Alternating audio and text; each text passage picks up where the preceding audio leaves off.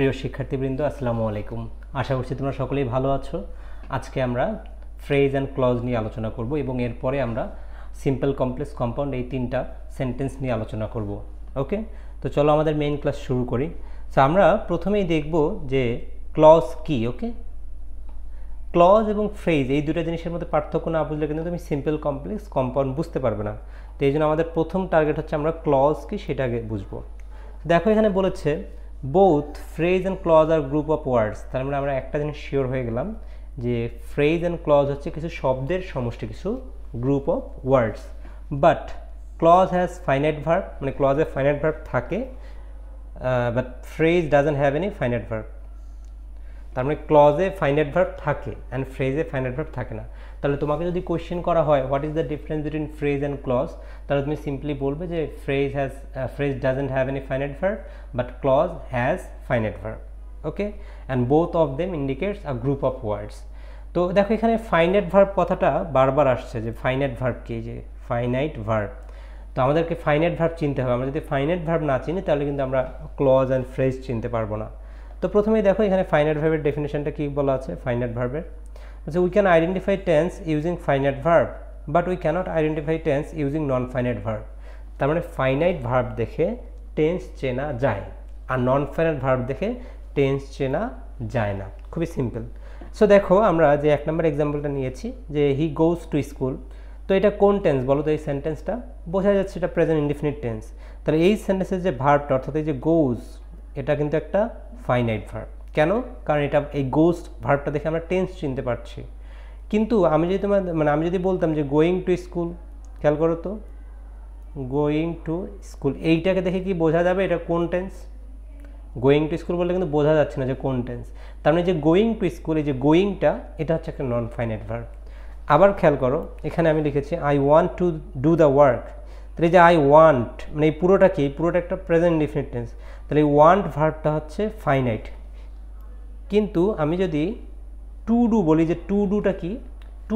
Two ডুটা হচ্ছে নন finite verb, কারণ আমরা টু ডুটা দেখে আমরা চিনতে পারছি না এটা কোন সেন্টেন্স। ওকে, আবার খেয়াল করো এখানে পরের এক্সাম্পলটা বলেছে I saw him playing cricket. তাহলে যে স দেখে বোঝা যাচ্ছে এটা পাস্ট ইনডিফিনিট টেন্স, তার মানে এটা ফাইনাইট। কিন্তু আমি যদি পরেরটা বলি যে প্লেইং ক্রিকেট, সেইটা দেখে কিন্তু দেখো বোঝা যাচ্ছে না যে কোন টেন্স, তার মানে প্লেইংটা হলো non finite.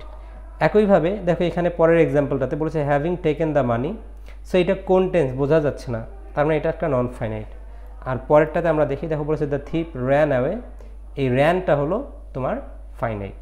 So finite non finite চেনার একটা শর্টকাট ওয়ে হচ্ছে আমরা মনে রাখবো, দেখো যে 2 প্লাস V1 বা base form of verb, then verb plus ING, then V3 and finally having plus V3।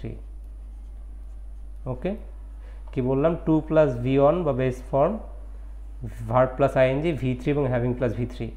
এই ভার্বগুলো হচ্ছে নন ফাইনাইট। এগুলো কি? এগুলো হচ্ছে নন ফাইনাইট। তাহলে এগুলো বাদ দিয়ে বাকি যতগুলো ভার্ব আছে সেগুলো কি? সেগুলো ফাইনাইট। তাহলে আমরা মনে রাখবো যে যদি কোনো সেন্টেন্সে আমরা এই ভার্বগুলো পাই, অর্থাৎ 2 প্লাস বেস ফর্ম, ওকে, ভার্ব প্লাস আইএনজি। একটা জিনিস খেয়াল করো, ভার্ব প্লাস আইএনজির আগে কিন্তু কোনো অক্সিলারি ভার্ব নেই, অর্থাৎ শুধু verb plus ING, like going to স্কুলে, যেটা আমি অলরেডি একটা এক্সাম্পলে দিয়েছি।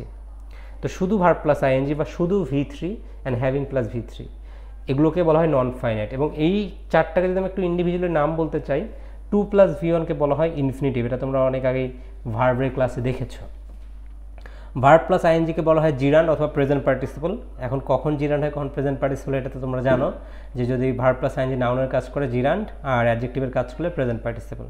দেন V3 এবং হ্যাভিং প্লাস V3 এগুলো কিন্তু participle.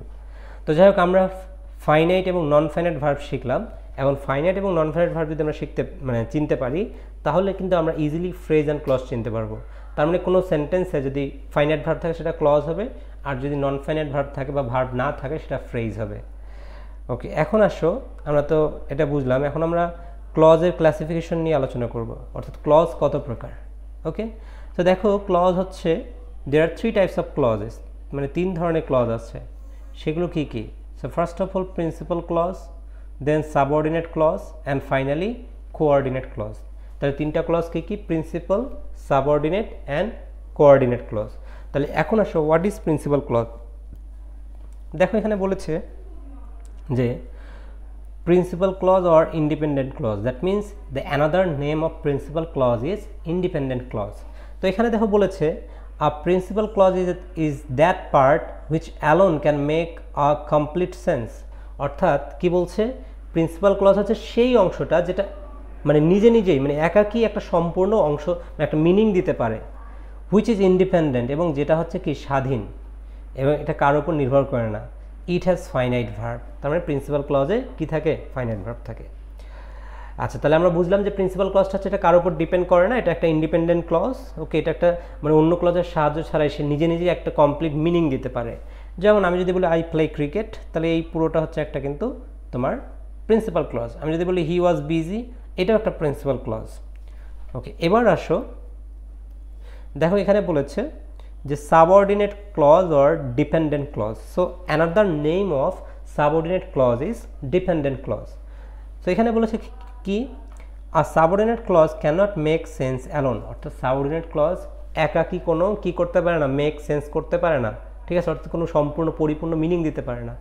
It depends on a principal clause, অর্থাৎ এটা এই সাবঅর্ডিনেট ক্লজটা প্রিন্সিপাল ক্লজের উপর ডিপেন্ড করে, নির্ভরশীল, টু মেক মিনিংফুল সেন্টেন্স, পরিপূর্ণ অর্থ দেওয়ার জন্য। তো আমরা যদি এই এক্সাম্পলটা দেখি, নিচের যে এক্সাম্পলটা আছে খেয়াল করো, এই এক্সাম্পলটা বলছে if you come I will go. So এখানে দুইটা ক্লজ আছে, একটা প্রিন্সিপাল ক্লজ, একটা সাবঅর্ডিনেট ক্লজ। সো আমরা কীভাবে বুঝবো কোনটা প্রিন্সিপাল কোনটা সাবঅর্ডিনেট? আচ্ছা, মনে করো আমি এই প্রথম অংশটা ঢেকে ধরলাম যে ইফ ইউ কাম, এটা মনে করো এই অংশটা নেই, ঠিক আছে, শুধু কি আছে আই উইল গো, শুধু আই উইল গো এই অংশটা আছে। তো আই উইল গো কি একটা পরিপূর্ণ অর্থ দিচ্ছে না? দেখো মানে হ্যাঁ, আই উইল গো এটা একটা মিনিং দিচ্ছে, তার মানে এটা আই উইল গোটা হচ্ছে প্রিন্সিপাল ক্লজ। বাট এবার আসো তুমি যদি দেখো যে মনে করো এবার আই উইল গো এই অংশটা বাদ আছে কি শুধু ইফ ইউ কাম, যে যদি তুমি আসো। খেয়াল করো তো ইফ ইউ কাম এটা কি এটা পরিপূর্ণ অর্থ দিচ্ছে? উত্তর হচ্ছে না, দিচ্ছে না। কেন দিচ্ছে না? খেয়াল করো, ইফ ইউ কাম যে যদি তুমি আসো, তাহলে কি এই ক্লজটার পরিপূর্ণ অর্থের জন্য এই ক্লজটা নির্ভর করছে যে আই উইল গো এই ক্লজটার উপর, এই প্রিন্সিপাল ক্লজটার উপর, এই জন্য এটা একটা সাবঅর্ডিনেট ক্লজ। তাহলে এটা হচ্ছে আমাদের সাবঅর্ডিনেট ক্লজ। ইফ ইউ কামটা subordinate clause and I will গোটা হচ্ছে প্রিন্সিপাল ক্লজ। পরেরটা দেখো, খেয়াল করো, বলছে though he was sick he went to school, যদিও সে অসুস্থ ছিল তারপরেও সে স্কুলে গিয়েছিল। তাহলে আমরা এখানে দুইটা ক্লজ পাচ্ছি, একটা হচ্ছে প্রিন্সিপাল ক্লজ, একটা হচ্ছে সাবঅর্ডিনেট ক্লজ। সো আমাদের এইটা হচ্ছে principal clause, he went to school, কারণ এটা একটা পরিপূর্ণ অর্থ দিচ্ছে। আর দো হি ওয়াজ সিক এটা হচ্ছে একটা সাবঅর্ডিনেট ক্লজ। কেন? কারণ এই ক্লজটা তার পরিপূর্ণ অর্থের জন্য প্রিন্সিপাল ক্লজের উপর নির্ভর করছে। এখন আমরা প্রিন্সিপাল ক্লজ এবং সাবঅর্ডিনেট ক্লজ চেনার আরেকটা শর্টকাট ওয়ে শিখব, কারণ আমরা তো আসলে এইভাবে একটা ক্লজকে বাদ দিয়ে এইভাবে চিন্তা করতে অনেক সময় লাগবে। তো আমরা একটা শর্টকাট ওয়েতে শিখতে পারি, সেটা হচ্ছে there are some subordinating conjunctions that are used in subordinating clause or subordinate clause, অর্থাৎ সাবঅর্ডিনেট ক্লজে কিছু সাবঅর্ডিনেটিং কনজাংশন বা এদেরকে ক্লজ মার্কারও বলা হয়। তাহলে এই ক্লজ মার্কার বা সাবঅর্ডিনেটিং কনজাংশনগুলো যদি তুমি কোথাও পাও, তাহলে সেটা হবে সাবঅর্ডিনেট ক্লজ। তাহলে সেই সাবঅর্ডিনেটিং কনজাংশনগুলো কি কি একটু দেখি আমরা। তাহলে সাবঅর্ডিনেটিং কনজাংশন, তো সাবঅর্ডিনেটিং কনজাংশনগুলো দেখো, এগুলো হচ্ছে ইফ, দো, অলদো, সিন্স, অ্যাজ, তারপর হচ্ছে কোনো WH ওয়ার্ড, তারপর হচ্ছে দ্যাট। নর্মালি তোমাদের লেভেলে এই কয়েকটা জানলেই হবে। অর্থাৎ কোনো ক্লজে তুমি যদি ইফ, দো, অলদো, সিন্স, অ্যাজ, দ্যাট এই ওয়ার্ডগুলো পাও, তাহলে সেটা হবে সাবঅর্ডিনেট ক্লজ। ওকে, তাহলে এই যে দেখো আমরা প্রথম যে এক্সাম্পলটা নিয়েছিলাম, এখানে খেয়াল করো, এখানে এই যে ইফটা কি ছিল দেখো তো, ইফ ছিল আমাদের ক্লজ মার্কার বা সাবঅর্ডিনেটিং কনজাংশনের যে ইফ। আবার দেখো এখানে দো, এই যে দোটা ছিল আমাদের পরবর্তী এক্সাম্পলে, দোটা ছিল আমাদের ক্লজ মার্কার। তাহলে ক্লজ মার্কার থাকলে সেটা সাবঅর্ডিনেট ক্লজ হবে। ওকে, সো আই থিঙ্ক তোমরা এটা বুঝেছো। তাহলে আমরা ইজিলি কিন্তু সাবঅর্ডিনেট ক্লজ চিনতে পারবো, সাবঅর্ডিনেটিং কনজাংশন থাকলে সাবঅর্ডিনেট ক্লজ। এবার আসো what is coordinate clause. Coordinate ক্লজে দেখো কি বলেছে, এখানে বলেছে যে কোঅর্ডিনেট ক্লজে একটা প্রিন্সিপাল ক্লজ, এই একটা প্রিন্সিপাল ক্লজ এবং আরেকটা প্রিন্সিপাল ক্লজ, দুইটা প্রিন্সিপাল ক্লজ অ্যান্ড অর অথবা বাট দ্বারা যুক্ত হবে। তাহলে কি বললাম, দুটি প্রিন্সিপাল ক্লজ যদি কখনো অ্যান্ড অর অথবা বাট দ্বারা যুক্ত হয় সেই ধরনের ক্লজকে আমরা বলবো কোঅর্ডিনেট ক্লজ। বুঝেছ বিষয়টা? কি বললাম, কোঅর্ডিনেট ক্লজে কি হবে, কোঅর্ডিনেট ক্লজে দুইটা প্রিন্সিপাল ক্লজ, আমি আবার লিখে দিই যে অ্যান্ড অর অথবা বাট, এই তিনটার যে কোনো একটা কনজাংশন ব্যবহৃত হবে এবং দুই পাশে দুইটা প্রিন্সিপাল ক্লজ থাকবে। যেমন আমরা যদি এক্সাম্পলটা দেখি, দেখো বলেছে হি ওয়াজ বিজি, এটা একটা প্রিন্সিপাল ক্লজ। আরেকটা দেখো বলছে he didn't join with us, এটা আরেকটা প্রিন্সিপাল ক্লজ। এই দুইটা প্রিন্সিপাল ক্লজ কানেক্টেড হয়েছে অ্যান্ড দ্বারা, তার মানে এই সম্পূর্ণটা হচ্ছে একটা কোঅর্ডিনেট ক্লজ। সিমিলারলি আমরা যদি পরের এক্সাম্পলটাতে যাই, দেখো বলছে হি ইজ রিচ, বলছে হি ইজ ডিসঅনেস্ট, এটা আরেকটা প্রিন্সিপাল ক্লজ। এই দুইটা প্রিন্সিপাল ক্লজ কানেক্টেড হলো দেখো বাট দ্বারা, তাহলে এই ক্লজটা হবে coordinate clause. So I think তোমরা ক্লজের কনসেপ্টটা বুঝতে পেরেছো। এখন আমরা দেখব টাইপস অফ সেন্টেন্স। ওকে, অর্থাৎ আমরা অনেক আগে পড়েছিলাম যে অ্যাকর্ডিং টু স্ট্রাকচার, মানে গঠন অনুসারে sentence is three types, sentence তিন প্রকার। সেগুলো কী কী? এটা হচ্ছে সিম্পল, কমপ্লেক্স অ্যান্ড কম্পাউন্ড। তার মানে গঠন অনুসারে সেন্টেন্স হচ্ছে আমাদের তিন প্রকার। সেগুলো কী কী? সিম্পল, কমপ্লেক্স এবং কম্পাউন্ড। এখন আমরা এই তিন প্রকার সেন্টেন্সের কিছু বৈশিষ্ট্য নিয়ে আলোচনা করব। খেয়াল করো, সিম্পল সেন্টেন্সের এখানে বলা আছে simple sentence has only one principal clause. তার মানে সিম্পল সেন্টেন্সে কী হয়, সিম্পল সেন্টেন্সে একটাই মাত্র প্রিন্সিপাল ক্লজ থাকে। আচ্ছা, এবার আসো কমপ্লেক্স সেন্টেন্সে কী বলছে। দেখো কমপ্লেক্স সেন্টেন্সে বলছে complex sentence has only one principal clause and one subordinate clause. তার মানে কমপ্লেক্স সেন্টেন্সে একটা প্রিন্সিপাল থাকবে, একটা সাবঅর্ডিনেট থাকবে। আচ্ছা, এরপরে দেখো কম্পাউন্ড সেন্টেন্সে বলছে যে compound sentence has two principal clauses. তার মানে কম্পাউন্ড সেন্টেন্সে দুইটা প্রিন্সিপাল ক্লজ থাকে connected by and or but, মানে অর্থাৎ কম্পাউন্ড সেন্টেন্সে দুইটা principal clause and or but দ্বারা কানেক্টেড থাকে, অর্থাৎ এটা হচ্ছে আমাদের কোঅর্ডিনেট ক্লজের মতোই। তো আই থিঙ্ক তোমরা সিম্পল, কমপ্লেক্স, কম্পাউন্ডে এবার খুব ভালোভাবে বুঝেছো। এখন আমাদের পরীক্ষা আসলে কিভাবে আসবে এই সিম্পল, কমপ্লেক্স, কম্পাউন্ড থেকে? তো সিম্পল, কমপ্লেক্স, কম্পাউন্ড থেকে আসলে ট্রান্সফরমেশন আসে, অর্থাৎ সিম্পল একটা সেন্টেন্স দেওয়া আছে, তোমাকে বলবো এটাকে কমপ্লেক্স করো, বা একটা কম্পাউন্ড সেন্টেন্স দেওয়া আছে, এটাকে বলবো সিম্পল করো। তাহলে আমাদেরকে তো এই কনভার্সনটা শিখতে হবে। এই কনভার্সনটা আমরা এখন কীভাবে করবো, এটা খুবই গুরুত্বপূর্ণ, ভালো করে খেয়াল করো। তো আমরা প্রথমে এই তিনটে সেন্টেন্সের একটু বৈশিষ্ট্যগুলো আবার লিখতে চাই। তো সিম্পল সেন্টেন্সে আমরা দেখেছিলাম যে সিম্পল সেন্টেন্সে একটা ফ্রেজ থাকতে পারে প্লাস একটা প্রিন্সিপাল ক্লজ থাকতে পারে, মানে মেইনলি সিম্পল সেন্টেন্সে একটা প্রিন্সিপাল ক্লজই থাকে, আর মাঝে মধ্যে ফ্রেজ থাকতেও পারে, নাও পারে। তবে তোমাদের লেভেলে যতগুলো এক্সাম্পল আছে ম্যাক্সিমামই ফ্রেজ তুমি পাবে, এই জন্য আমি ফ্রেজটা লিখলাম। এরপরে আসে একটা কমপ্লেক্স সেন্টেন্সে কী থাকে, এটা কমপ্লেক্স সেন্টেন্সে থাকে একটা সাবঅর্ডিনেট ক্লজ এবং একটা প্রিন্সিপাল ক্লজ। আর কম্পাউন্ড সেন্টেন্সে থাকে দুইটা প্রিন্সিপাল ক্লজ, কম্পাউন্ড সেন্টেন্সে দুইটা প্রিন্সিপাল ক্লজ, দেখো অ্যান্ড অর অথবা বাট দ্বারা যুক্ত হয়। তো এই হচ্ছে এই তিনটা সেন্টেন্সের বৈশিষ্ট্য। এখন আমরা যখন সিম্পল থেকে কমপ্লেক্স করব বা কমপ্লেক্স থেকে সিম্পল করব, আমাদের কিছু স্ট্র্যাটেজি ফলো করতে হবে। কি স্ট্র্যাটেজি? দেখো, এই স্ট্র্যাটেজিটা বোঝার আগে তোমাকে জানতে হবে যে এই তিনটা সেন্টেন্সের মধ্যে মিল কোথায় এবং অমিল কোথায়। প্রথমেই আসি, মনে করো আমরা একটা কমপ্লেক্স সেন্টেন্সকে আমরা সিম্পল করতে চাই। তো কমপ্লেক্স সেন্টেন্সকে সিম্পল করার জন্য আমাদের প্রথমেই দেখতে হবে যে এদের মধ্যে মিল কোথায় আর অমিল কোথায়। তো তুমি খেয়াল করো, মিল হচ্ছে এই দুইটা সেন্টেন্সে দুইটা প্রিন্সিপাল ক্লজ আছে, অর্থাৎ এখানে একটা প্রিন্সিপাল ক্লজ, এখানে আরেকটা প্রিন্সিপাল ক্লজ, এটা হচ্ছে মিল। আর অমিল কি? অমিল হলো এই যে এখানে একটা সাবঅর্ডিনেট ক্লজ আছে কমপ্লেক্স সেন্টেন্সে, আর এখানে একটা ফ্রেজ আছে, সিম্পল সেন্টেন্সে একটা ফ্রেজ আছে। তো তুমি যদি একটা কমপ্লেক্স সেন্টেন্সকে সিম্পল করতে চাও, তাহলে তোমার কাজ কি বলো তো? তোমাকে কি করতে হবে? তোমাকে বেসিক্যালি এখানে এই সাবঅর্ডিনেট ক্লজটাকে ফ্রেজ বানাতে হবে। সাবঅর্ডিনেট ক্লজটাকে কি বানাতে হবে? ফ্রেজ বানাতে হবে।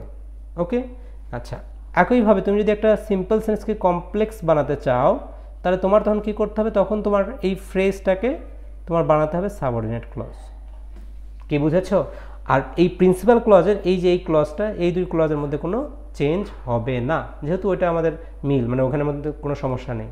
সমস্যা হচ্ছে সাবঅর্ডিনেট ক্লজে, আমরা তাই সাবঅর্ডিনেট ক্লজটা ফ্রেজে কনভার্ট করব। এবার আসো, তুমি যদি একটা কমপ্লেক্স সেন্টেন্সকে কম্পাউন্ড করতে চাও তাহলে কি করতে হবে? আগে মিল দেখো, মিল কোথায়? মিল হচ্ছে, দেখো এখানেও একটা প্রিন্সিপাল ক্লজ আছে, কমপ্লেক্স সেন্টেন্সে একটা প্রিন্সিপাল ক্লজ আছে, কম্পাউন্ডে একটা প্রিন্সিপাল ক্লজ আছে। তার মানে এটা নিয়ে আমাদের কোনো সমস্যা নেই। সমস্যা হচ্ছে সাবঅর্ডিনেটে। তাহলে এই যে সাবঅর্ডিনেট ক্লজ, এই সাবঅর্ডিনেট ক্লজটাকে আমার কি বানাতে হবে? আমি যদি কমপ্লেক্স থেকে কম্পাউন্ড করতে চাই, এই সাবঅর্ডিনেট ক্লজটাকে আমার প্রিন্সিপাল ক্লজ বানাতে হবে, এবং তখন মাঝখানে এরপর একটা অ্যান্ড অর অথবা বাট নিতে হবে। এই হচ্ছে টেকনিক। আবার একইভাবে তুমি যদি কম্পাউন্ড সেন্টেন্সকে কমপ্লেক্স করতে চাও, এই কম্পাউন্ড থেকে তুমি যদি কমপ্লেক্স করতে চাও, তাহলে এই প্রিন্সিপাল ক্লজটাকে তোমার কি বানাতে হবে? সাবঅর্ডিনেট বানাতে হবে। এটাকে সাবঅর্ডিনেট বানাতে হবে। এই হচ্ছে স্ট্র্যাটেজি। এখন তাহলে আমাদেরকে এইটা বুঝতে হবে যে কিভাবে একটা ক্লজকে ফ্রেজ বানায়, কারণ আমরা এখানে দেখলাম যে এই যে সাবঅর্ডিনেট ক্লজকে ফ্রেজ বানাতে হচ্ছে, আবার কিছু কিছু ক্ষেত্রে একটা সাবঅর্ডিনেট ক্লজকে প্রিন্সিপাল ক্লজ বানাতে হচ্ছে, আবার প্রিন্সিপালকে সাবঅর্ডিনেট বানাতে হচ্ছে। তো আমাদের কিন্তু এই প্রসেসটা শিখতে হবে যে কিভাবে এগুলো করতে হয়। তো চলো এখন আমরা এই জিনিসটা আগে দেখব। তো প্রথমেই আসো, দেখো বলেছে subordinate to principal, HC to PC মানে হচ্ছে subordinate clause to principal clause. অর্থাৎ কিভাবে আমরা একটা সাবঅর্ডিনেট ক্লজকে প্রিন্সিপাল ক্লজে কনভার্ট করব। সো প্রথমে দেখো এখানে বলেছে এক্সক্লুড দ্য সাবঅর্ডিনেটিং কনজাংশন। তার মানে আমি যদি একটা সাবঅর্ডিনেট ক্লজকে প্রিন্সিপাল ক্লজ বানাতে চাই, তাহলে আমাদের সাবঅর্ডিনেটিং কনজাংশনটাকে বাদ দিতে হবে। মনে আছে তো সাবঅর্ডিনেটিং কনজাংশনগুলো কী কী? ওই যে একটু আগে দেখলাম ইফ, দো, অলদো, সিন্স, অ্যাজ, বা WH ওয়ার্ড হতে পারে, বা দ্যাট। ওকে, তাহলে এগুলো থাকলে সেটা সাবঅর্ডিনেট হবে। তো আমি যদি এই কনজাংশনগুলোকে বাদ দিয়ে দেই, সেটা প্রিন্সিপালে কনভার্ট হয়ে যাবে। যেমন খেয়াল করো, বলছে দো হি ইজ রিচ। এই ক্লজটাতে দোটা হচ্ছে আমাদের, দোটা কি? দো হচ্ছে আমাদের সাবঅর্ডিনেটিং কনজাংশন। তাহলে আমি যদি দোটাকে বাদ দিয়ে দিই, তাহলে হি ইজ রিচ, এটা ধরুন প্রিন্সিপাল ক্লজ হয়ে গেল। আচ্ছা, পরের এক্সাম্পলটাতে দেখো, বলছে ইফ হি স্টাডিজ প্রপারলি। অর্থাৎ এই পুরোটা হচ্ছে একটা সাবঅর্ডিনেট ক্লজ, কারণ কি এখানে সাবঅর্ডিনেটিং কনজাংশন হিসেবে ইফ আছে। এখন আমি যদি এটাকে প্রিন্সিপাল ক্লজ করতে চাই, তাহলে আমরা কি করব? আমরা এখানে সাবঅর্ডিনেটিং কনজাংশনটাকে বাদ দিয়ে দিব, এই যে ইফটাকে বাদ দিব। তাহলে ইফ যদি বাদ যায়, তাহলে হি স্টাডিজ প্রপারলি, এটাকে যখন একটা প্রিন্সিপাল ক্লজ হয়ে গেছে। তাহলে আমরা ইজিলি যে কোনো সাবঅর্ডিনেট ক্লজকে প্রিন্সিপাল ক্লজে কনভার্ট করতে পারি। ওকে,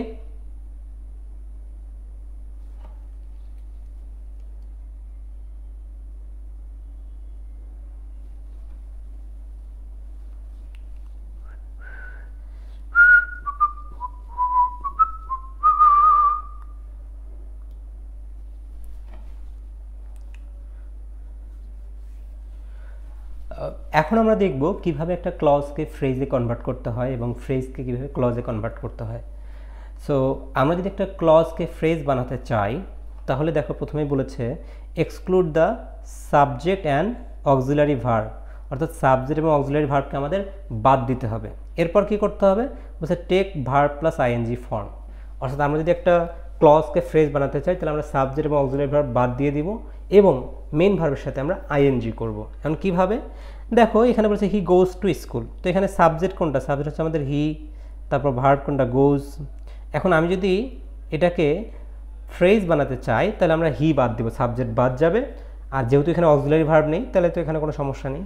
এখন মেইন ভার্বের সাথে আইএনজি করব। যেমন গোয়িং টু স্কুল, এই যে গোয়িং টু স্কুল, এটা হয়ে গেল একটা ফ্রেজ। বুঝেছ? তাহলে আমাদের এই যে এখান থেকে আমরা কি করলাম? সাবজেক্ট বাদ দিলাম এবং মেইন ভার্বের সাথে আইএনজি করলাম। আচ্ছা, এবার আসো পরের এক্সাম্পলটাতে। দেখো বলেছে he had finished the work. তাহলে এখানে হি হচ্ছে আমাদের সাবজেক্ট, হ্যাড হচ্ছে অক্সিলারি ভার্ব, ফিনিশড হচ্ছে আমাদের মেইন ভার্ব। তাহলে এই he had finished the work, এটা একটা ক্লজ, কারণ এখানে হ্যাড ফিনিশড মানে এটা এখানে একটা আমাদের ফাইনাইট ভার্ব আছে। এখন আমি যদি এটাকে ফ্রেজ বানাতে চাই, তাহলে আমরা প্রথমে কি করব? আমরা হিকে বাদ দিব এবং অক্সিলারি ভার্বটাকেও বাদ দেব। এই জন্য আমরা এখানে যেটা করেছি, আমরা এই হি হ্যাডকে এখানে বাদ দিয়েছি। বাদ দিয়ে শুধু কি এই যে এখন আছে ফিনিশড, তাহলে এই ভার্বের সাথে আইএনজি হবে, কারণ আমরা এখানে দেখলাম যে ভার্বের সাথে আইএনজি ফর্মটা নিতে হয়। তাহলে ফিনিশিং দ্য ওয়ার্ক, এটা হয়ে গেল আমাদের ফ্রেজ। এবার আসো পরের এক্সাম্পলটাতে। দেখো এখানে বলেছে হি ইজ আ টিচার। তো এখানে কিন্তু ইজটা হচ্ছে মেইন ভার্ব। এখন আমরা হি বাদ দিব, ঠিক আছে, হি বাদ। কিন্তু আমরা কি বলি যে বি মানে ইজিং আ টিচার, এরকম কি বলা তুমি কখনো শুনেছো? এটা আসলে হয় না। ইজ যেহেতু একটা বি ভার্ব, তাহলে তুমি বলতে পারো বিইং আ টিচার। ওকে, তার মানে যদি আমাদের কোনো একটা মেইন ভার্ব হিসেবে যদি একটা বি ভার্ব থাকে তাহলে আমরা লিখব বিইং করব ফ্রেজ বানানোর ক্ষেত্রে, যেমন বিইং আ টিচার। তাহলে আমি যদি বলি যে হি ওয়াজ আ ডক্টর, তাহলে এটা হবে বিইং আ ডক্টর। ওকে, তো এটা খুবই সহজ একটা জিনিস, মনে রাখবে বি ভার্ব থাকলে বিইং হবে। এরপরে আসো, দেখো বলেছে হি হ্যাড ভ্যাস্ট প্রপার্টি। তাহলে যদি কখনো বি ভার্ব না, মনে করো এবার হ্যাভ ভার্ব আছে, হ্যাড কি একটা হ্যাভ ভার্ব না? তাহলে হ্যাড ভার্ব মানে হ্যাভ ভার্ব থাকলে আমরা কি সিম্পলি সাবজেক্ট বাদ দিব, হি বাদ, এবং এই ভার্বের সাথে আইএনজি করবো, হ্যাভ ভার্বের সাথে আইএনজি, অর্থাৎ হ্যাভিং ভাস্ট প্রপার্টি। তাহলে হি হ্যাড ভাস্ট প্রপার্টি, এটার ফ্রেজ কী হবে? ফ্রেজ হবে হ্যাভিং ভাস্ট প্রপার্টি। এবার আমি যদি বলি আই হ্যাভ টু ফ্রেন্ডস, তাহলে এটার ফ্রেজ হবে having two friends. So I think তোমরা এটা বুঝেছো। এই সিম্পল জিনিসটা বোঝার কারণে তোমাদের এখন সিম্পল কমপ্লেক্স কম্পাউন্ড করতে অনেক ইজি হয়ে যাবে। অর্থাৎ তুমি যখন ফ্রেজ থেকে ক্লজে কনভার্ট করতে পারবে, বা ক্লজ থেকে ফ্রেজে কনভার্ট করতে পারবে, বা একটা প্রিন্সিপালকে সাবঅর্ডিনেট ক্লজে কনভার্ট করতে পারবে, তখন তোমার কাছে কিন্তু সিম্পল কমপ্লেক্স কম্পাউন্ড খুবই সহজ। তো এখন আমরা সিম্পল কমপ্লেক্স কম্পাউন্ডে চলে যাব। তো প্রথমেই আসি আমাদের rule number on. Okay, so প্রথমেই আমরা রুল নাম্বার অন নিয়ে একটু ডিসকাস করব। তো দেখো, রুল নাম্বার অন বোঝার আগে আমরা মানে আমি তোমাদেরকে বলবো যে এই তিনটা সেন্টেন্স একটু মুখস্থ করো। Though he is rich, he is dishonest, in spite of being rich, he is dishonest, he is rich but he is dishonest. এই তিনটা সেন্টেন্স একটু মুখস্থ করো, তাহলে দেখো তোমাদের জন্য সিম্পল মানে এই রুলটা খুব ইজিলি মুখস্থ হয়ে যাবে।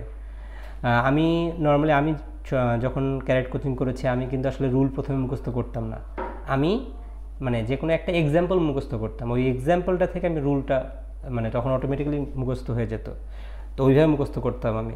সো তোমরাও যদি এই টেকনিকটা ফলো করো, আই থিঙ্ক এটাতে তোমরা লাভবান হবে। সো প্রথমে আসো, দেখো এখানে কি বলেছে যে দো হি ইজ রিচ। দেখো এখানকার সেন্টেন্সগুলো বলেছে though he is rich, he is dishonest. তাহলে এটা এখানে দুইটা ক্লজ আছে। কি কি ক্লজ? এখানে হি ইজ ডিসঅনেস্ট এটা হচ্ছে প্রিন্সিপাল ক্লজ, আর দো হি ইজ রিচ এটা হচ্ছে আমাদের সাবঅর্ডিনেট ক্লজ। ঠিক আছে, একটা সাবঅর্ডিনেট একটা প্রিন্সিপাল। এখন আমরা যখন এটাকে সিম্পল করব, মানে এই যে দো যুক্ত কোনো একটা কমপ্লেক্স সেন্টেন্সকে আমরা যদি সিম্পল করতে চাই, তাহলে আমরা প্রথমেই বসাবো ইনস্পাইট অফ অথবা ডেসপাইট। ইনস্পাইট অফ অথবা ডেসপাইট, এই দুইটার যে কোনো একটা নিলেই হবে।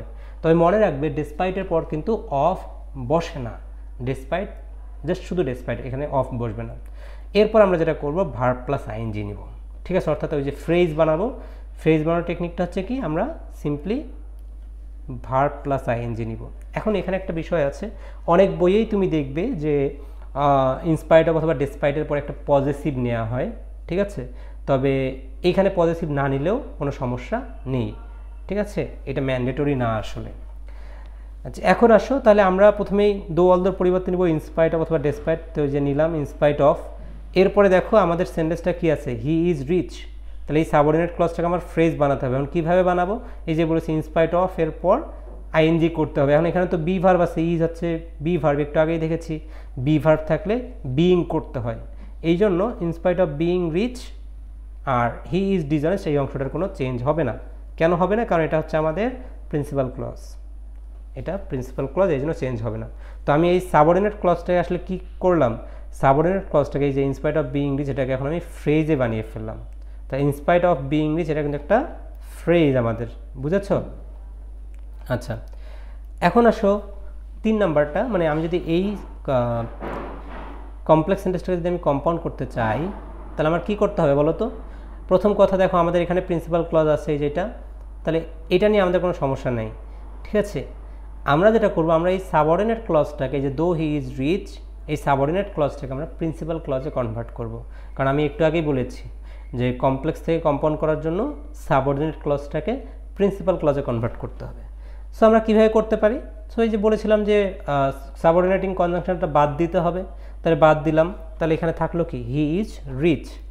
তাহলে হি ইজ রিচ এটা একটা প্রিন্সিপাল ক্লজ, আর আগে থেকে আরেকটা প্রিন্সিপাল ক্লজ ছিল যে হি ইজ ডিসঅনেস্ট। এখন এই দুটো ক্লজ কানেক্ট হবে কি দ্বারা?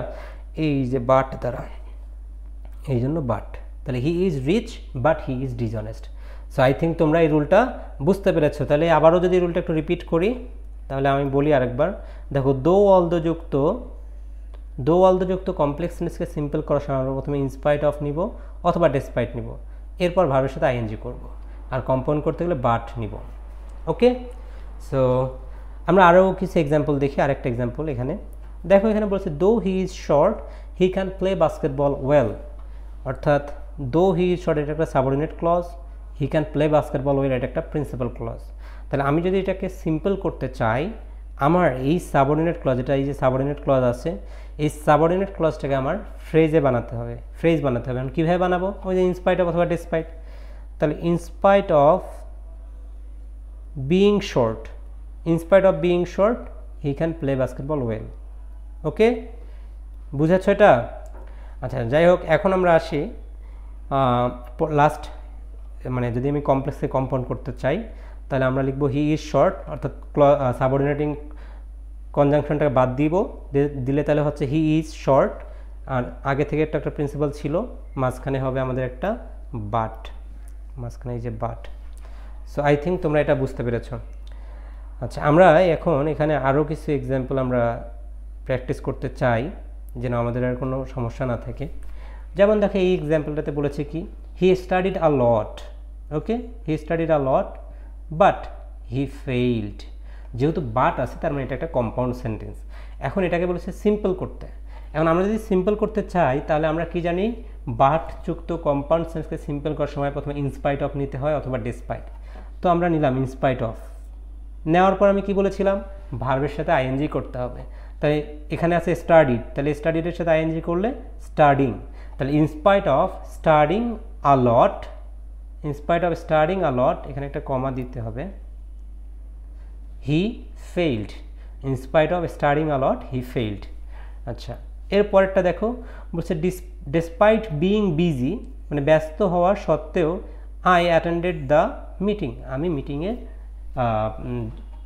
অংশগ্রহণ করেছিলাম। তো আমরা যখন এটাকে আমাদের কমপ্লেক্স করতে বলেছে, তাহলে আমরা যদি কমপ্লেক্স করতে চাই তাহলে আমরা প্রথমে যেটা করব, আমরা এই ডেসপাইট বিইং বিজি এটাকে আমরা সাবঅর্ডিনেট ক্লজ বানাবো। এখন সাবঅর্ডিনেট ক্লজ বানানোর জন্য আমাদের সাবঅর্ডিনেটিং কনজাংশন লাগবে, তো আমরা দো নিলাম। এরপর দেখো বিইং বিজি, তাহলে এটাকে ক্লজ বানাও। এখন ক্লজের সাবজেক্টটা কী হবে, এই যে দেখো পরের ক্লজে দেওয়া আছে আই, এই জন্য নিলাম আমি আই। এখন এটা হবে পাস্ট ইনডেফিনিট টেন্স। কীভাবে বুঝবো পাস্ট ইনডেফিনিট টেন্স? কারণ এখানে দেখো, এখানে আছে অ্যাটেন্ডেড, অর্থাৎ পাস্ট ইনডেফিনিট। এইটা যদি পাস্ট ইনডেফিনিট হয় পরের ক্লজটা, তাহলে আগের এই অংশটাতেও তোমার পাস্ট ইনডেফিনিট করতে হবে। এই জন্য দো আই ওয়াজ বিজি, এটা হচ্ছে তোমার একটা সাবঅর্ডিনেট ক্লজ হয়ে গেল। আর আই অ্যাটেন্ড দ্য মিটিং, এটা তো প্রিন্সিপাল ক্লজ। তাহলে এখানে একটা সাবঅর্ডিনেট ক্লজ আছে, একটা প্রিন্সিপাল ক্লজ। তাহলে এই পুরো সেন্টেন্সটাকে আমরা কি বলি, এটা হচ্ছে একটা কমপ্লেক্স সেন্টেন্স। পরের এক্সাম্পলটা খেয়াল করো, এখানে বলেছে though I was sick I played cricket. তাহলে দো আই ওয়াজ সিক, যদিও আমি অসুস্থ ছিলাম, আই প্লেড ক্রিকেট, আমি ক্রিকেট খেলেছিলাম। তো এটাকে সিম্পল করতে বলেছে, তাহলে আমরা ইনস্পাইট অফ নিব অথবা ডিসপাইট। তাহলে ইনস্পাইট অফ মাই সিকনেস। আচ্ছা, এই জিনিসটা খেয়াল করো, আমরা এতক্ষণ দেখেছিলাম যে ইনস্পাইট অফ বিইং সিক এরকম। তবে যদি কখনো তুমি দেখো যে এখানে একটা অ্যাডজেক্টিভ আছে, এই যে সিকটাকে একটা অ্যাডজেক্টিভ, কোনো যদি অ্যাডজেক্টিভ থাকে তাহলে আমরা তার পূর্বে একটা পজিটিভ নিয়ে সেটা নাউনটা নিব। দেখো, সিকের নাউন হচ্ছে সিকনেস, আর আইয়ের পজিটিভ তো মাই। তাহলে in spite of my sickness I played cricket, এটাও করা যায়। অথবা আমি যদি লিখি in spite of my being sick I played cricket, সেটাও হবে। ওকে, এরপরে 4 নম্বরটা খেয়াল করো, বলছে in spite of the snow the children went to the beach. অর্থাৎ স্নো মানে কি, স্নো মানে হচ্ছে বরফ, ওকে, বা তুষারপাত। সো তুষারপাত হওয়া সত্ত্বেও ছেলেরা বিচে গিয়েছিল। এখন যদি আমি এটাকে কমপ্লেক্স করতে চাই তাহলে আমার এখানে সাবঅর্ডিনেট ক্লজ বানাতে হবে। এখন কীভাবে বানাবো, আমরা প্রথমে দো নিব, সাবঅর্ডিনেটিং কনজাংশন দো, এরপর আমাকে সাবজেক্ট নিতে হবে। এখন এখানে যেহেতু সাবজেক্ট নেই, এই জন্য আমি নিলাম দেয়ার। এরপর ওয়াজ, কেন ওয়াজ, কারণ এই যে এখানে দেখো ওয়েন্ট আছে, এই যে ওয়েন্ট পাস্ট ফর্ম, এই পাস্ট ফর্ম থাকার কারণে এখানে আমাদের পাস্ট ইনডিফিনিট করতে হবে। এই জন্য বলেছে though there was snow the children went to the beach. এটা এখন কমপ্লেক্স হয়ে গিয়েছে। আচ্ছা, লাস্ট এক্সাম্পলটা দেখি একটু। দেখো, এখানে বলেছে উই ওয়েন্ট আউট, আমরা বাইরে গিয়েছিলাম, দো দ্য ওয়েদার ওয়াজ ব্যাড, যদিও আবহাওয়া খারাপ ছিল। তাহলে আমরা যদি এটাকে সিম্পল করতে চাই তাহলে আমরা যেটা করব, প্রথমে আমরা লিখব ডিসপাইট, তারপর লিখব the weather being bad. Despite the weather being bad we went out. কি বললাম, despite the weather being bad, এটা আমাদের এখন ফ্রেজ হয়ে গেল উই ওয়েন্ট আউট, এটা একটা আমাদের প্রিন্সিপাল ক্লজ। তার মানে এখানে একটাই প্রিন্সিপাল ক্লজ আছে, তার মানে এটা একটা simple sentence. So I think তোমরা দো অল দ্য রুলটা খুব ভালোভাবে বুঝেছ। এখন আমরা আরেকটা রুল দেখব।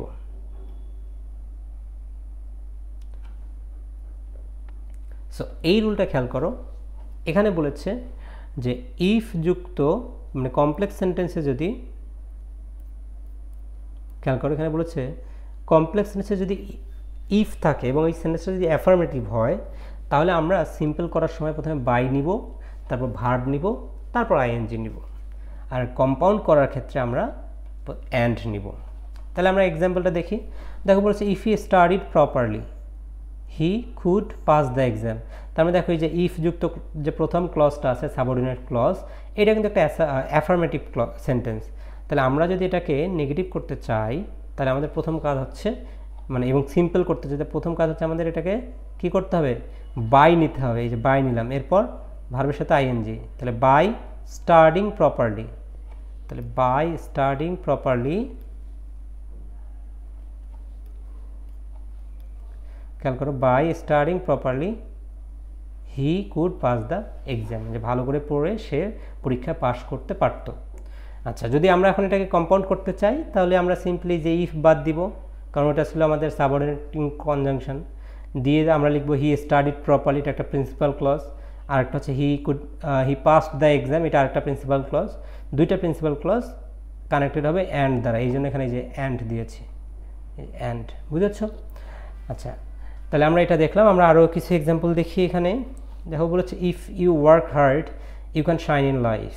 তো আমরা যদি এই সেন্টেন্সটাকে যদি আমরা সিম্পল করতে চাই, তাহলে ইফ যুক্ত দেখবো যে এই সেন্টেন্সটা কি অ্যাফার্মেটিভ নাকি নেগেটিভ। তো আমরা দেখতে পাচ্ছি ইফ ইউ ওয়ার্ক হার্ড, এটা অ্যাফার্মেটিভ সেন্টেন্স। এই জন্য আমরা যেটা করব, আমরা বাই নিব, এরপর ভার্বের সাথে ING, that means by working hard you can shine in life.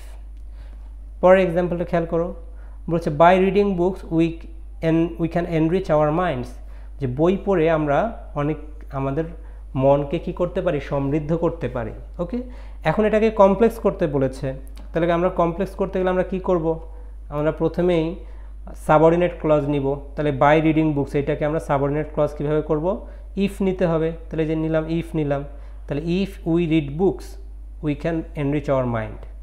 Okay, last এক্সাম্পলটা দেখো, এখানে বলেছে বাই অ্যাপ্লাইং ল প্রপারলি, যে আইনের সুষ্ঠু প্রয়োগের মাধ্যমে we can get rid of terrorism. Terrorism মানে হচ্ছে সন্ত্রাসবাদ, আর গেট রিড অফ মানে হচ্ছে অব্যাহতি পাওয়া। তাহলে বলছে যে আইনের সুষ্ঠু প্রয়োগের মাধ্যমে আমরা সন্ত্রাসবাদ থেকে মুক্ত থাকতে পারি, ওকে, বা অব্যাহতি পেতে পারি। তো এইখানে দেখো by plus verb plus ING আছে। তাহলে এটাকে যদি আমরা কমপ্লেক্স করতে চাই, তাহলে আমরা সাবঅর্ডিনেট ক্লজ বানাবো, অর্থাৎ ইফ নিব। তাহলে if we apply the law properly we can get rid of terrorism. So I think তোমরা ইফের এই রুলটা বুঝেছ। আমরা পরের রুলটা দেখব। দেখো বলেছে এবার কি, যে ইফ যুক্ত সেন্টেন্স যদি নেগেটিভ হয়, ওকে, এবার কি বলছে, যে যদি ইফ যুক্ত সেন্টেন্স নেগেটিভ হয় অথবা আনলেস থাকে, দুইটা জিনিস, একটা হচ্ছে ইফ যুক্ত সেন্টেন্সটা নেগেটিভ হবে অথবা আনলেস। আসলে ইফ নেগেটিভ হলে, ইফ যুক্ত সেন্টেন্সটা নেগেটিভ হলেই সেটা আসলে আনলেসকেই বোঝায়, একই জিনিস। সেই ক্ষেত্রে আমরা সিম্পল করার সময় without plus verb plus ING করব, আর কম্পাউন্ডে বসবে অর। সো তুমি এখানে খেয়াল করো, বলছে if you do not study properly, তো ইফ যুক্ত ক্লজটা নেগেটিভে আছে, ইউ উইল ফেল। তার মানে আমরা এইটার পরিবর্তে লিখবো, সরি এখানে একটা আমাদের মিস্টেক হয়েছে, এখানে বাই হবে না, এখানে হবে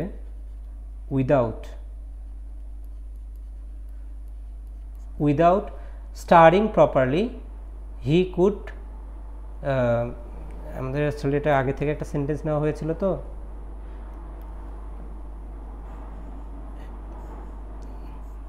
সরি ফর দ্য মিস্টেক, এটা হবে without studying properly you will fail, without studying properly you will fail. আচ্ছা, এখন আমরা যদি এটাকে কম্পাউন্ড করতে চাই, তাহলে আমরা বলবো study properly or you will fail. Or কেন, কারণ ইফ যুক্ত সেন্টেন্সটা নেগেটিভ হলে কম্পাউন্ড করার সময় অর বসে, এই জন্য আমরা মাঝখানে অর বসালাম। এরপরে আমরা পরের এক্সাম্পলটা যদি খেয়াল করো, এখানে বলেছে আনলেস ইউ ওয়ার্ক হার্ড, এবার কিন্তু নেগেটিভ নেই বাট আনলেস আছে, you will not succeed in life, তুমি কঠোর পরিশ্রম না করা পর্যন্ত তুমি জীবনে সফল হতে পারবে না। তাহলে এখানে আমরা যদি সিম্পল করতে চাই তাহলে আমরা আনলেসের পরিবর্তে নিব উইদাউট। তাহলে without working hard you cannot succeed in life. আচ্ছা, এরপরে আরেকটা এক্সাম্পল দেখা বলছে without computer we cannot imagine our modern life. তাহলে এখানে উইদাউট আছে, তাহলে যদি কমপ্লেক্স করতে চাই তাহলে আমাদের ইফ নিতে হবে, এরপর সেন্টেন্সটাকে নেগেটিভ করতে হবে। তাহলে এটা হবে if we do not have a computer we cannot imagine our modern life. এটাকে এভাবেও করা যায় যে unless we have a computer, এভাবেও কিন্তু করা যাবে, কোনো সমস্যা নেই। সো লাস্ট এক্সাম্পল দেখো বলেছে ডু অর ডাই। সো এখানে অর আছে, তাহলে অর থাকলে কমপ্লেক্স করার সময় প্রথম ক্লজটাকে নেগেটিভ করতে হবে। তাহলে if you do not do negative হয়ে গেল, comma you will die. Okay, আরেকটা রুল নিয়ে আলোচনা করব। তো প্রথমেই আসো, দেখো এখানে বলেছে যে অ্যাজ সিন্স বা বিকজ যদি থাকে, কি থাকে, যদি আমাদের সিম্পল সেন্টেন্স কমপ্লেক্স সেন্টেন্সে অ্যাজ সিন্স বা যদি বিকজ থাকে তাহলে আমরা সিম্পল করার সময় আমরা বিকজ অফ নিব অথবা ডিউ টু নিব, দুইটার যে কোনো একটা করা যায়। এরপর আমরা পজিটিভ, দেখো পজিটিভটা ব্র্যাকেটে আছে, ব্র্যাকেটে মানে কি এটা তুমি নিতেও পারো নাও পারো, এটাতে সমস্যা নেই। আমরা এরপর আমরা নেব ফ্রেজ। ফ্রেজ কীভাবে করতে হয় এটা তো আমরা আগেই দেখেছি, তো আমরা কিছু এক্সাম্পল দেখি। আর কম্পাউন্ড করার সময় আমরা নিব অ্যান্ড সো। তো এখানে খেয়াল করো প্রথম সেন্টেন্সটা বলেছে অ্যাজ হি ইজ পুয়ার, যেহেতু সে গরিব, he can not eat properly, সে ঠিকমতো খেতে পারে না। তাহলে এই সেন্টেন্সটা এটাকে যদি আমরা সিম্পল করতে চাই তাহলে আমরা অ্যাজ আছে এই ক্লজটাকে আমরা কি করব, ফ্রেজ বানাবো। কীভাবে বানাবো, এই যে প্রথমে নিলাম বিকজ অফ, আমাদের প্রথমে কি বলেছে, বিকজ অফ নিতে হবে অথবা ডিউ টু। তাহলে বিকজ অফ, এরপরে আমরা এখানে হিজ নিলাম না, পজিটিভ নিলাম না, কারণ এখানে দুইটা ক্লজেই সেম সাবজেক্ট, যে এখানেও হি এখানেও হি। যখন দুইটা ক্লজেই সেম সাবজেক্ট হবে তখন তুমি চাইলে এখানে পজিটিভটা নাও নিতে পারো, সমস্যা নেই। তো এরপরে আমরা কি করব, আমরা ফ্রেজ বানাবো। এখন ফ্রেজ কীভাবে বানাতে হয়, ওই যে বলেছিলাম ভার্বের সাথে আইএনজি। এখন যেহেতু এখানে ইজ মানে বি ভার্ব আছে এই জন্য হবে বিইং। তাহলে because of being poor he can not eat properly, ঠিক আছে, এটা হবে আমাদের সিম্পল সেন্টেন্স। আবার এভাবেও হতে পারে, দেখো যে বিকজ অফ হিজ পভার্টি, কারণ এই যে বলেছিলাম যে পুয়ার একটা অ্যাডজেক্টিভ, তাহলে আমি যদি এইভাবে করি যে বিকজ অফ হিজ পজিটিভ নিলাম, এরপর নাউন নিয়ে কনভার্ট করলাম, তাহলে because of his poverty he cannot eat properly. এখন আমি যদি এটাকে কম্পাউন্ড করতে চাই তাহলে আমরা অ্যাজটা বাদ দেবো এখান থেকে। তো এই যে যখন আমি এখান থেকে এটাকে কম্পাউন্ড করব, অ্যাজ বাদ হয়ে, তাহলে হি ইজ পুয়ার এটা একটা clause, and he cannot eat properly এটা আরেকটা ক্লজ, আর মাঝখানে বসবে এই যে অ্যান্ড সো, এই যে অ্যান্ড সো। বুঝেছ, খুবই সিম্পল। অ্যাজ সিন্স বা যদি বিকজ থাকে তাহলে সিম্পল করার সময় বিকজ অফ অথবা ডিউ টু বসাবো। এরপর আমরা যদি সেম সাবজেক্ট থাকে তাহলে পজিটিভ নাও নিতে পারি, আর যদি সেম সাবজেক্ট না থাকে তাহলে তোমার ওই প্রথম সাবজেক্টটা নিতে হবে। এরপরে ফ্রেজে কনভার্ট করতে হবে। আমরা কিছু এক্সাম্পল দেখি এখান থেকে। দেখো বলছে he was sick and so he didn't go to school. বলেছে সে ছিল অসুস্থ এবং এই জন্য সে স্কুলে যেতে পারেনি। এটা একটা অ্যান্ড সো যেহেতু আছে তার মানে এটা একটা কম্পাউন্ড সেন্টেন্স। এখন এটাকে আমাদের বলেছে সিম্পল করতে হবে। তো আমরা যদি সিম্পল করি তাহলে দেখো প্রথমেই আমাদেরকে নিতে হবে কি, বিকজ অফ। তাহলে বিকজ অফ, এরপর আমরা ওই যে পজিটিভ নিলাম বিকজ অফ হিজ, এখন এটা নিলেও হয় না নিলেও হয়, আগেই বলেছি। তাহলে because of his being sick he did not go to school. আচ্ছা, পরের এক্সাম্পলটা খেয়াল করো, এখানে বলেছে বিকজ অফ দ্য স্টর্ম, ঠিক আছে, ঝড়ের কারণে উই স্টেইড ইনডোরস, আমরা ভিতরে ছিলাম। তো এটাকে যদি কমপ্লেক্স করতে বলে তাহলে আমরা বলবো as there was storm we stayed indoors. Because of আছে এই জন্য কমপ্লেক্স করার সময় অ্যাজ নিব। এখানে তুমি চাইলে এখানে সিন্সও নিতে পারো, সিন্স দেয়ার ওয়াজ স্টর্ম, অথবা লিখতে পারো because there was storm we stayed indoors. Okay, এখন আসো পরের এক্সাম্পলটা বলেছে Alex couldn't go to school due to his mother's illness, মানে তার মায়ের অসুস্থতার জন্য অ্যালেক্স স্কুলে যেতে পারেনি। এখন এটাকে যদি আমরা কমপ্লেক্স করতে চাই তাহলে আমাদের একটা অবশ্যই সাবঅর্ডিনেট ক্লজ নিতে হবে, সেটা হচ্ছে অ্যাজ বা সিন্স। তো বলছে Alex couldn't go to school since his mother was sick, যেহেতু তার মা অসুস্থ ছিল। 4 নম্বর এক্সাম্পলটা দেখো, এখানে বলেছে the farmers had to starve. Starve মানে কি বলো তো, স্টার্ভ মানে হচ্ছে উপোস থাকা, ঠিক আছে, মানে না খেয়ে থাকা। তো the farmers had to starve since the crops didn't grow well, যেহেতু ঠিকমতো ভালো ফসল হয়নি, এই জন্য ফার্মারকে কী করতে হয়েছিল, না খেয়ে থাকতে হয়েছিল। যেহেতু এখানে আমাদের দেখো সিন্স আছে এবং এটাকে কম্পাউন্ড করতে বলেছে, তাহলে আমরা কীভাবে করব, খেয়াল করো। আমরা প্রথমে এই যে সিন্স যুক্ত যে সাবঅর্ডিনেট ক্লজটা আছে, এটা আমরা প্রথমে যেটা ছিল, এই সাবঅর্ডিনেট ক্লজটাকে আমাদের প্রথমে প্রিন্সিপাল ক্লজে কনভার্ট করতে হবে। তো তখন এরকম হবে, দেখো the crops didn't grow well and so, আচ্ছা এখানে অ্যান্ডের পর সো বসাতে হবে, and so the farmers had to start. এখন যদি তুমি সো নাও লিখো, তারপরে শুধু যদি অ্যান্ড লিখো সেটাও হবে। আচ্ছা, এরপরে আসো 5 নাম্বারটা। 5 নাম্বারে দেখো এখানে বলেছে আই হ্যাভ মেরিট, আমার মেধা ছিল, and I got the scholarship, এবং আমি বৃত্তিটা পেয়েছিলাম। তো এটা যদি সিম্পল করতে বলে, এটা কারণ বোঝাচ্ছে যে আমি কেন বৃত্তি পেয়েছিলাম, কারণ আমার মেধা ছিল। তাহলে আমরা এটাকে লিখব because of my having merit. Having কেন, কারণ এখানে হ্যাভ ভার্ব আছে। তাহলে because of my having merit I got scholarship, আমি বৃত্তি পেয়েছিলাম বা স্কলারশিপ পেয়েছিলাম। এখন আমরা এই রুলটা নিয়ে আলোচনা করব। দেখো এখানে বলেছে কি যে যদি কমপ্লেক্স সেন্টেন্সে কখনো হোয়েন থাকে এবং হোয়েন দ্বারা যদি টাইমকে ইন্ডিকেট করে, তাহলে আমরা সিম্পল করার সময় অ্যাট দ্য টাইম অফ নিতে পারি, অথবা ডিউরিং, অথবা ইন, যে কোনো একটা নিলেই হয়। আচ্ছা, এবং কম্পাউন্ড হবে অ্যান্ড।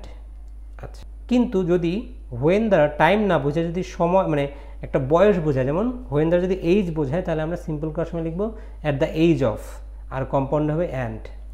তাহলে দেখো প্রথমে এক্সাম্পলটা বলছে হোয়েন আই ওয়াজ 10, যে আমার বয়স যখন 10 ছিল, আই ভিজিটেড দ্য তাজ, আমি তাজমহল ভ্রমণ করেছিলাম। তাহলে এটাকে যদি আমি সিম্পল করতে চাই, তাহলে আমরা সিম্পলি লিখবো অ্যাট দ্য এইজ অফ 10।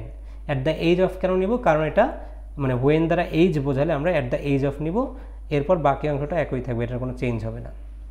আচ্ছা, এবার যদি আমরা এটাকে যদি আমরা কম্পাউন্ড করতে চাই, তাহলে খেয়াল করো, প্রথমে আমরা লিখবো আই ওয়াজ 10, এটা একটা প্রিন্সিপাল ক্লজ, আর একটা হচ্ছে আই ভিজিটেড দ্য তাজ, এটা আরেকটা প্রিন্সিপাল ক্লজ, আর মাঝখানে বলবে অ্যান্ড, এই যে অ্যান্ড। পরের এক্সাম্পলটা খেয়াল করো, বলেছে the cuckoo sings in spring, কোকিল বসন্তকালে ডাকে। দেখো এই যে এখানে ইন আছে, এখানে ইন আছে, ইন থাকার কারণে, এই যে ইন থাকার কারণে আমরা কমপ্লেক্স করার সময় ওয়েন দিয়ে করব। তাহলে ওয়েন, এখন এটাকে আমরা যদি ক্লজ বানাতে চাই, তাহলে আমাদের সাবজেক্ট নিতে হবে, তো সাবজেক্ট ইট নিলাম, এরপর ভার্ব হিসেবে নিলাম ইজ। তাহলে when it is spring the cuckoo sings, এটা এখন সাবঅর্ডিনেট মানে কমপ্লেক্স সেন্টেন্স হয়ে গিয়েছে। এখন আমরা যদি এটাকে কম্পাউন্ড করতে চাই, তাহলে এরকম হবে, দেখো ইট is spring and the cuckoo sings, তাহলে এটা কিন্তু কম্পাউন্ড হয়ে গেল। ওকে, আই থিঙ্ক এটাও তোমরা বুঝতে পেরেছো এই রুলটা। আমরা পরবর্তী রুলটা এখন আলোচনা করব। দেখো এখানে কি বলেছে, যদি কমপ্লেক্সে সো ড্যাশ ড্যাশ দ্যাট থাকে এবং এরপর যদি ক্যান নট বা কুড নট বসে, তাহলে সিম্পল করার সময় আমরা টু ড্যাশ ড্যাশ টু এবং কম্পাউন্ডে ভেরি ড্যাশ ড্যাশ অ্যান্ড বসাবো। আচ্ছা, এটা কীরকম হবে আমি একটা উদাহরণ দিয়ে বোঝাই তোমাদের। দেখো বলেছে he is so weak that he can not walk, এটা তো আমরা ওই যে ট্রান্সফরমেশন অফ সেন্টেন্সে অ্যাফার্মেটিভ টু নেগেটিভেও পড়েছিলাম। তাহলে যে দেখো সো আছে এবং এরপরে আছে দ্যাট, এরপর আছে এই যে ক্যান নট। আচ্ছা, এখন এই রকম সেন্টেন্সকে সিম্পল করার সময় আমরা টু ড্যাশ ড্যাশ টু নিব, অর্থাৎ সাবজেক্ট একই থাকবে এবং ভার্ব একই থাকবে, এরপর আমরা নেব he is too weak to walk, বাকি সব সেম। আচ্ছা, যদি আমরা এটাকে কম্পাউন্ড করি, তাহলে আমাদের প্রথম এই যে উইকের আগে আমরা একটা ভেরি নিব, he is very weak and he can not walk, এবং সে হাঁটতে পারে না। ওকে, এরপরে ফাইনালটাতে আসো। দেখো এখানে বলেছে কি যে যদি সো দ্যাট থাকে, এই যে সো এবং দ্যাটের মাঝখানে কোনো গ্যাপ নেই, সরাসরি সো দ্যাট, তাহলে আমরা সিম্পল করার সময় টু বসাবো, এরপর ভার্বের বেস ফর্ম, এবং এই রুলটা দ্বারা যে কোনো একটা পারপাস বোঝাবে। সিম্পল সেন্সে কী বোঝাবে, পারপাস বা উদ্দেশ্য বোঝাবে, আর কম্পাউন্ড হবে অ্যান্ড। যেমন খেয়াল করো, বলেছে উই ইট টু লিভ, আমরা মানে বাঁচার জন্য খাই। তাহলে এটা একটা সিম্পল সেন্টেন্স, এটাকে যদি আমি কমপ্লেক্স করি, তাহলে কি হবে, এটা হবে এরকম যে we eat so that we can live, we eat so that we can live, আর কম্পাউন্ড হবে we eat and we leave.